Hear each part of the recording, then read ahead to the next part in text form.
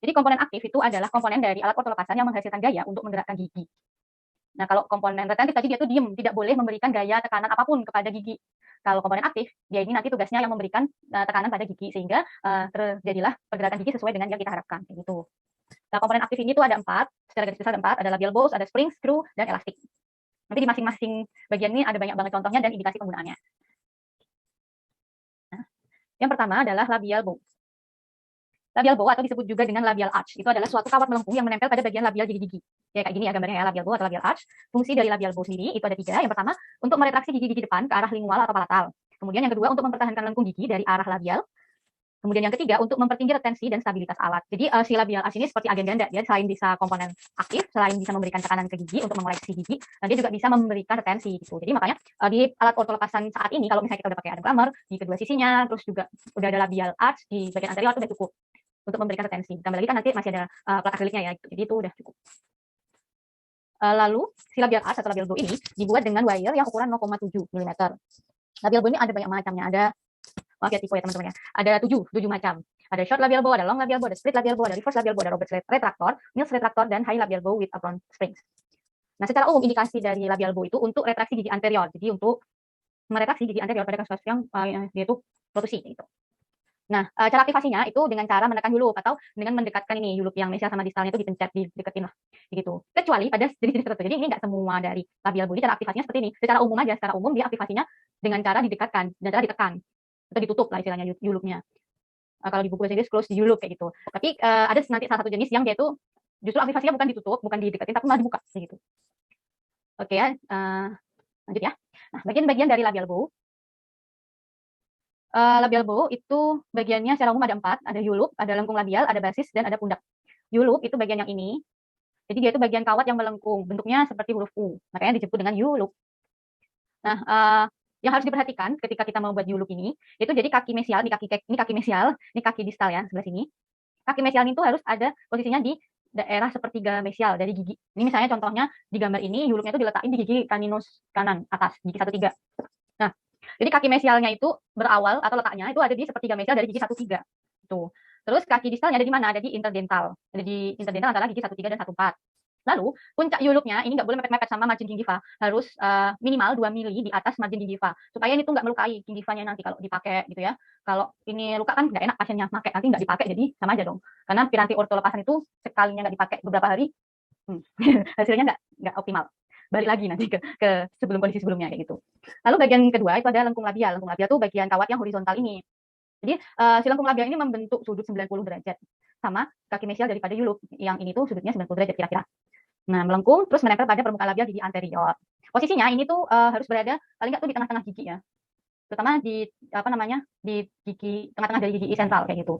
Supaya pergerakan dari giginya itu bisa lebih bagus. Kalau dia terlalu turun, nanti tuh gerakan gigi yang terbentuk itu gerakan tipping jadinya. Jadi dia cuma nggak semuanya mundur, tapi bagian ingisalnya aja yang mundur kayak gitu. Jadi kalau dia nanti terlalu ke ingisal, kalau terlalu ke vertikal jelas nanti mengiritasi gingiva ya kayak gitu. Jadi posisinya di tengah-tengah lah supaya gerakan giginya itu lebih bagus, semuanya bisa gerak bareng, baik bagian yang vertikalnya maupun ingisalnya. Oke, lalu bagian ketiga adalah basis. Seperti pada klamer-klamer yang lain, basis itu bagian yang tertanam pada plat akrilik. Lalu pundak juga sama dengan klamer-klamer yang lain, bagian kawat yang melewati daerah interdental gigi. Oke, sekarang kita masuk ke macam-macam labial bow. Ada 7. Oke, ada 7 ya. Yang pertama itu ada tipe short labial bow. Jadi short labial bow ini pendek labial bow-nya. Yulupnya itu terletak di gigi caninus kanan dan kiri.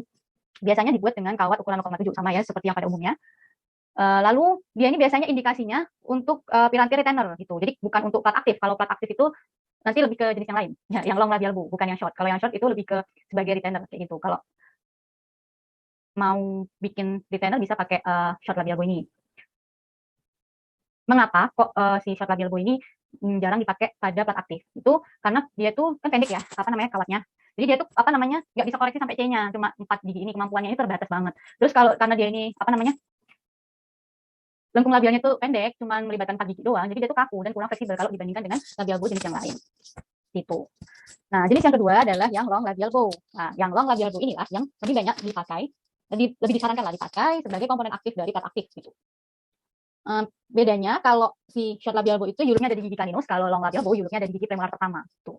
Nah, dia indikasinya selain untuk retraksi gigi anterior, dia itu juga bisa memandu gigi caninus dan juga kan dia lengkung labialnya sampai melewati gigi caninus kan. Jadi bisa memandu gigi caninus ke posisi yang tepat. Selain itu juga bisa menutup space. Biasanya kan kalau apa namanya ada space misalnya kita apa namanya butuh pencabutan biasanya kan yang dicabut itu gigi P1 kan bukan caninus. Jadi kalau misalnya butuh mendistalkan gigi caninus itu tuh si long labial bow ini tuh bisa menjadi panduan gitu.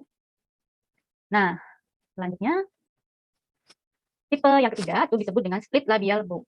Jadi split labial bow itu lengkung labialnya itu dipotong di tengah-tengah, jadi terpisah gitu. Di sini split. Oke. Terus dia hilupnya ada di caninus, tapi di bagian labial dia terputus di tengah gitu ya. Indikasinya dia untuk retraksi gigi anterior yang ini, terutama yang I1 dan I2 gitu. Kelebihannya dia sifatnya itu sedikit lebih bagus lah daripada short labial bow, cuman enggak lebih bagus juga kalau dibanding dengan long labial bow gitu. Dia memiliki kelemahan juga ternyata. Selain dia bisa lebih bagus sih untuk meretraksi I1 dan I2 ini dibandingkan yang short labial bow, tapi efek sampingnya si I1 dan I2-nya itu jadi rotasi gitu setelah terretraksi. Jadi kan malah bikin PR ya buat kita. Dia sudah terkoreksi, udah mundur nih tapi malah muter. Jadi kita harus benerin lagi dong. Tidak efisien sekali kerjanya apa sih kamar ini ya gitu. Nah, tapi split labial bow itu ada model modifikasinya gitu. Jadi model modifikasinya itu ini yang brilian sekali gitu ya model modifikasinya dibandingkan model aslinya kayak gitu. Modifikasi dari split labial bow ini lengkung labialnya itu dipanjangin, di overlapping ke gigi I sentral yang di seberangnya. Ini kan yang sebelah kanan itu kan memanjang sampai I sentral yang sebelah kiri terus baru masuk ke palatalnya. Yang sebelah kiri juga sama. Dia menyeberangi gigi I sentral yang sebelah kanan terus baru masuk ke palatal. Nah, indikasi dari labial bow, split labial bow yang dimodifikasi itu untuk menutup diastema. Ya, terutama diastema sentral. Dia hanya efektif, hanya bagus untuk menutup diastema sentral. Gitu. Jadi kan nanti lengannya itu kan yang satu yang sebelah kanan ini memberikan efek untuk menggerakkan gigi I sentral yang sebelah kiri ke kanan. Yang ini yang sebelah sini efeknya menggerakkan gigi yang sebelah kanan ke kiri kayak gitu. Jadi mepet gitu antara I sentral yang kanan dan yang kiri. Nah, cara aktivasi dari split labial bow ini masih sama seperti labial bow yang lain. Yang pada umumnya itu dengan cara menekan yulupnya. Dengan cara ini, yulupnya ini dideketin, ditekan, ditutup kayak gitu. Oke, lalu yang keempat. Yang keempat itu yang disebut dengan reverse labial bow. Nah, ini agak lain teman-teman dari labial bow yang sebelum-sebelumnya, yaitu yulupnya ada pada gigi bisa di P1 bisa di P2, biasanya di P2 sih. Tapi dia itu pundaknya itu kan biasanya nyambung sama yang bagian distal, yang yulup bagian distal. Tapi ini tuh kebalik gitu. Ini tuh pundaknya itu malah dari kaki yulup yang sebelah mesial gitu.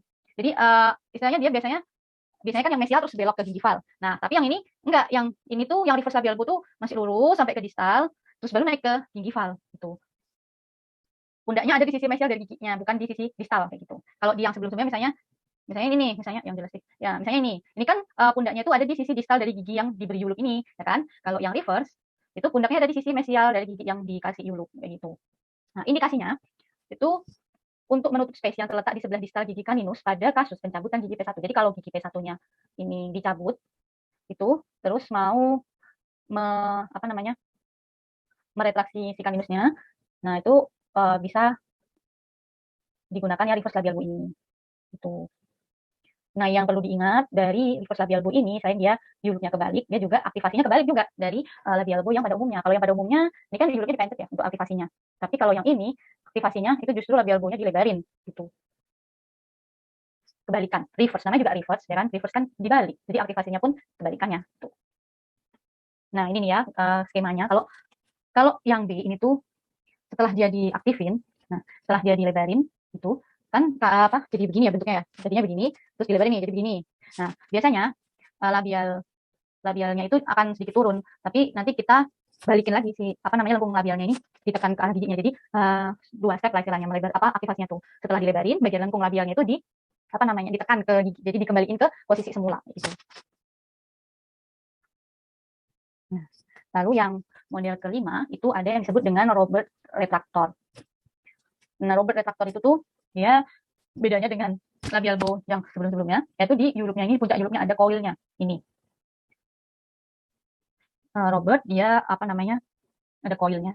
Lalu dibuat dengan kawat 0,5. Kalau yang lain yang tipe reverse, tipe split, kemudian short dan long itu dengan kawat dengan diameter 0,7 mili. Kalau Robert retractor dengan diameter kawatnya 0,5.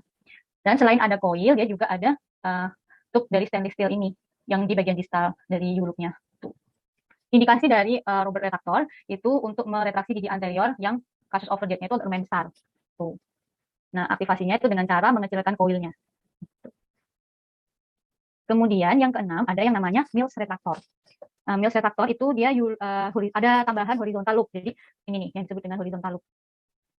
Nih, yang ini ya, horizontal loop.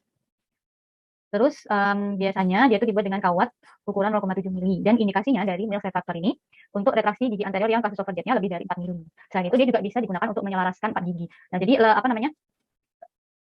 Memang untuk Mills retractor ini horizontal loop-nya itu harus memanjang sampai I sentral, jangan hanya sampai I lateral aja, sampai I sentral sini. Itu. Dan dia bisa untuk menyelaraskan antara I sentral dan I lateral 4 gigi incisivus inilah pokoknya, 4 gigi incisivus anterior ini. Tuh. Nah, cara aktivasinya itu dengan cara menekan horizontal loop. Jadi yang ditekan tuh horizontal loop-nya yang sini. Gitu. Kemudian dia itu kelemahannya sulit untuk dibuat dan secara estetik dia jelek kan. Kadang ada satu kawat melengkung aja ini udah malu gitu, apalagi ada tambahan ininya. Secara estetik itu nggak bagus banget lah si Mills retractor ini. Gitu.